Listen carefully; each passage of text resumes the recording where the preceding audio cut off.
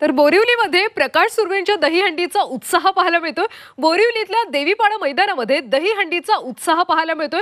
सध्या गोविंद पथकांकडून थरावर थर रचवले जातात।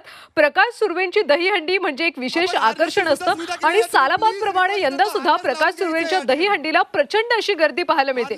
बोरिवलीतल्या देवीपाडा मैदानात दहीहंडीचा सध्या उत्साह पाहायला मिळतोय। आपण बेसची तयारी करायची आहे। इथल्या या सगळ्या दहीहंडीचा आढावा घेतला आमच्या प्रतिनिधी सीमा आढे यांनी। पहिली देवीपाड्यामधली सलामी। महाराष्ट्रामध्ये दहीहंडीचा उत्सव हा मोठ्या प्रमाणात साजरा केला जातो, मोठ्या उत्साहात साजरा केला जातो। त्यातल्या त्यात मुंबईमध्ये दहीहंडी हा उत्सव जो आहे तो ठिकठिकाणी मोठ्या प्रमाणात साजरा करताना आपल्याला बघायला मिळत आहे। माननीय मुख्यमंत्री एकनाथजी शिंदे साहेब यांनी सुद्धा संपूर्ण महाराष्ट्रामध्ये सर्वप्रथम जर मान कुणाला दिला असेल तर तो महिलांना दिलेला आहे। मग ते लाडकी बहीण योजना असू देत, अंगणवाडीची योजना असू देत, बचत गट असू देत किंवा अन्य कितीतरी असे GR काढले गेलेले आहेत जे महिलांच्या बाजूनी आहेत।